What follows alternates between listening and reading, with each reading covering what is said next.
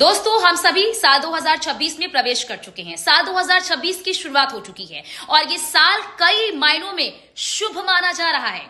इस साल में कई सारी अच्छी चीजें होंगी। ऐसा हम नहीं बल्कि अंक ज्योतिष में कहा जा रहा है, क्योंकि नए साल की शुरुआत हो चुकी है, 2026 की शुरुआत हो चुकी है। अगर आपके भी मन में कोई डर है कि 2025 में जिस तरह की घटनाएं हुई हैं, जिस तरह का उथल पुथल भरा वो साल रहा है, तो क्या उस तरह की चीजें 2026 में होंगी? तो ऐसा बिल्कुल भी नहीं है।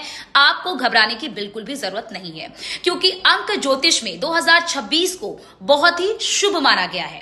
अंक ज्योतिष में यह दावा किया गया है कि साल 2026 ऊर्जा से भरा हुआ साल है, एक पॉजिटिव साल है। अब अंक ज्योतिष में क्या होता है और कैसे किसी भी साल को अच्छा और बुरा साल माना जाता है, वो समझिए।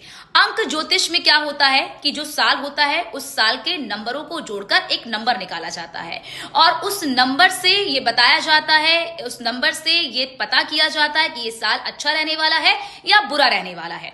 जैसे साल 2025 के अंकों को जब जोड़ा गया तो उसको जोड़ने के बाद 9 अंक आए और अंक ज्योतिष में 9 नंबर को नकारात्मक नंबर माना जाता है, नेगेटिव नंबर माना जाता है। 9 नंबर को माना जाता है कि ये समेटने वाला, खराब करने वाला, उथल पुथल करने वाला, खत्म करने वाला नंबर होता है और इसीलिए साल 2025 को अलविदा कह दिया गया है और साल 2025 को अलविदा कहा गया है।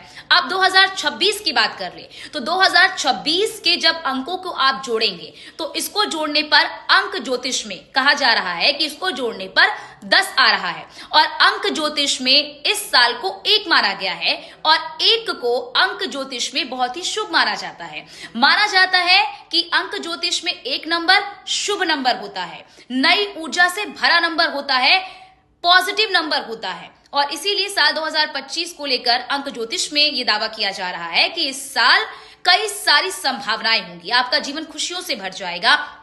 इतना ही नहीं, ये साल जो है वो आपको हिम्मत देगा, आप पहले से ज्यादा खुद को सशक्त महसूस करेंगे, आपकी लाइफ में बहुत सारी पॉजिटिविटी आएगी। इतना ही नहीं, आप किसी काम से पीछे अपने कदम को नहीं हटाएंगे बल्कि आप आगे बढ़कर एक नई पहल करेंगे।